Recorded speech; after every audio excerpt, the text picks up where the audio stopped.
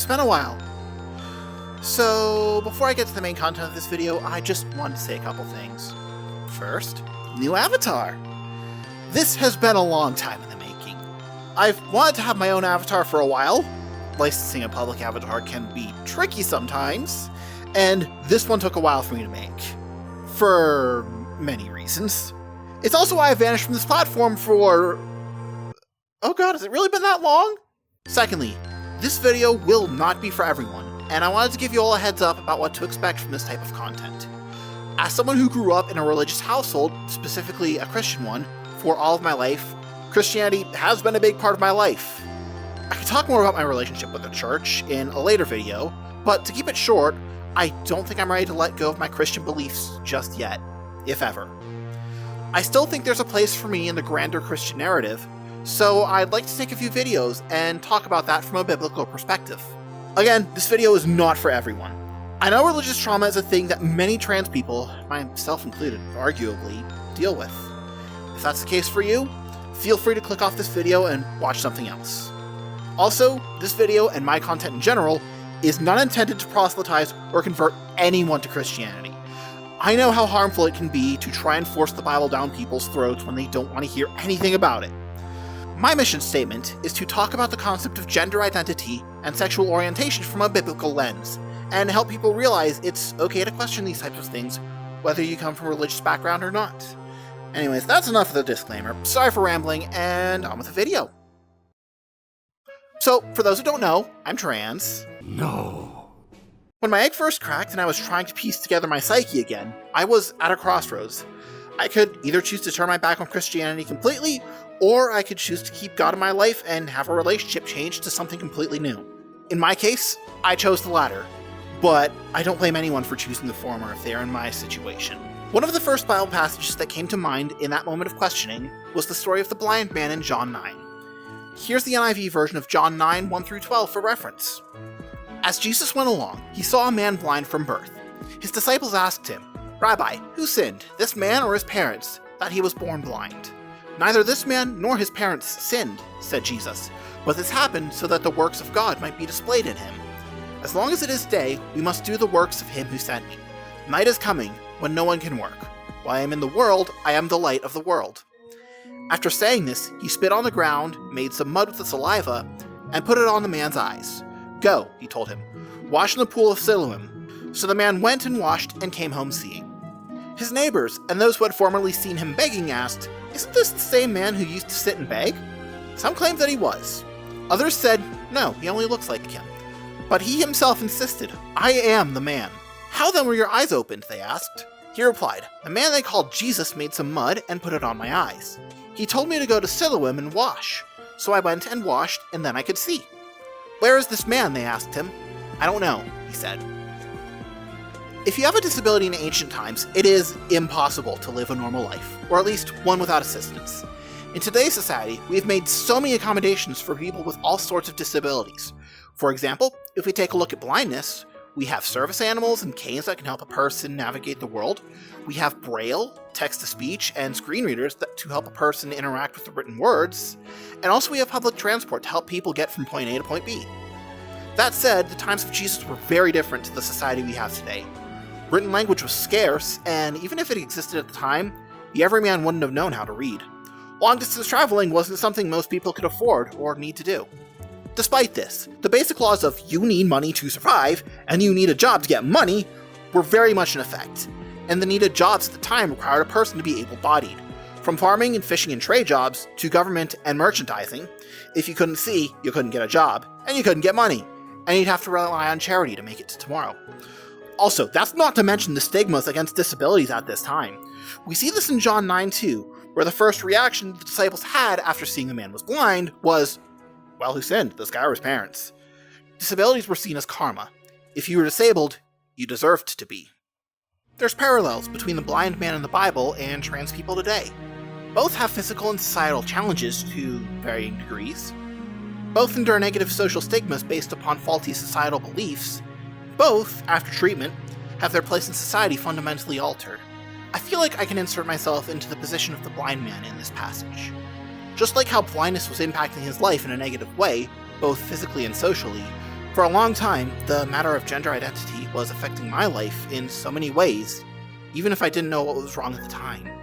That gender dysphoria manifested itself in many ways that only now I'm able to look back on and realizing that it really was dysphoria all this time. I remember that in my own experience, the desire to change gender was something that I remember experiencing as early as my teen years during puberty. Unfortunately, in the 90s and the 2000s, especially in the religious bubble that I grew up in, I never had the chance to understand or process what being trans was. I thought it was safer for me to try and bury these feelings deep in my mind, but they still cropped up from time to time. I thought it was easier for me to try and blind myself to these feelings bubbling up inside of me, but of course, that came at a cost. In the most extreme circumstances, it led me to self-injury as a way of coping. Turns out, it's not uncommon for trans people to turn to self-injury in some way or another. Allow me to interrupt this part of the video with a study that I have found. This paper is called Disparities between Transgender and Cisgender Adults, published by the American Academy of Pediatrics. I'll link the full study below, of course, but this is the important chart to focus on. There's 5 major points here that I'm not sure I can read aloud on YouTube. The last one is called non-suicidal self-injury, just for your information. I'm not here to tell you how to read this chart, but I just wanted to say that these numbers are a lot bigger than these numbers, and move on. There's plenty of other meta-studies that have gathered a general overview about studies like these, and all of them come to the same conclusion that we see here. The point I'm trying to make here is that if you can take into account one factor, such as gender identity, and you can see this much disparity between the extreme mental health actions taken by adolescents, there's something going on here that needs to be addressed. I'm not saying that being trans or otherwise queer is a disability, but I will say that leaving these issues unaddressed impacts people's lives, potentially in dire ways. A line that I've heard about why God made trans people is that it's the same reason that God made wheat, but not bread, and grapes, but not wine. God put trans people on the earth so they could see God's divine power of creation in themselves. We see this in Jesus' response to the disciples. "Neither this man nor his parents sinned," said Jesus, "but this happened so that the works of God might be displayed in him." After saying this, he spit on the ground, made some mud with the saliva, and put it on the man's eyes. "Go," he told him, "wash in the pool of Siloam." So the man went and washed and came home seeing. This would be the part of the video where I would talk about how treatment of my gender identity issues have also led me to having a more fulfilling life, but the reality of that is that I'm still going through the introductory steps of it myself.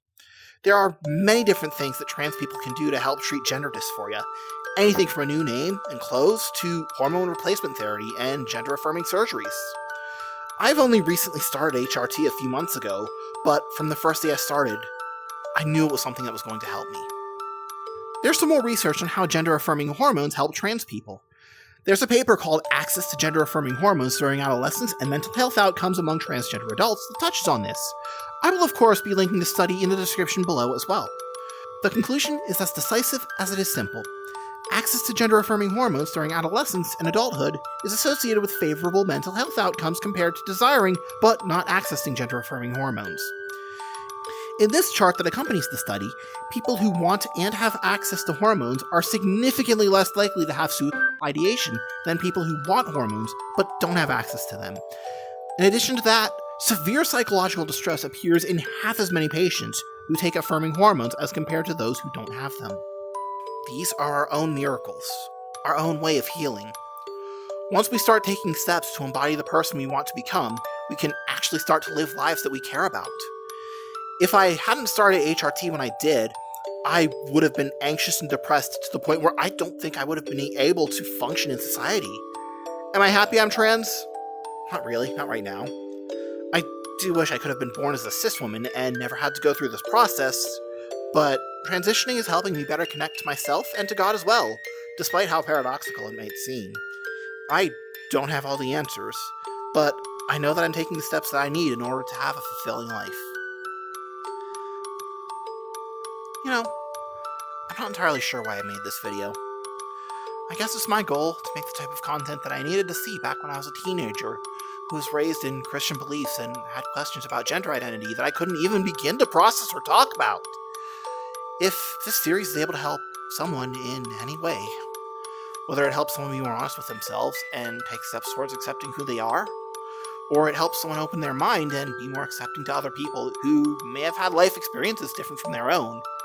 Or maybe it can help fix a relationship where the bridges have been burned long ago.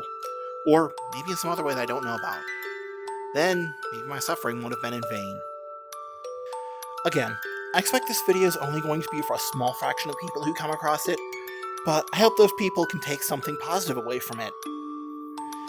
And I think that's all I have to say for today. So, if you happen to make it to the end, thank you very much for watching. Please go ahead and like the video and let me know what you think. Do you think this type of content is something you want to see me continue doing? As I've said before, I feel like there's a place for it on YouTube. I just don't know how it's gonna go across. Anyways, self-doubts aside, my name's Sophia. It's been nice to see you, and may the light of the stars be your comforting guide in the darkest of nights. I'll see you next time. Bye!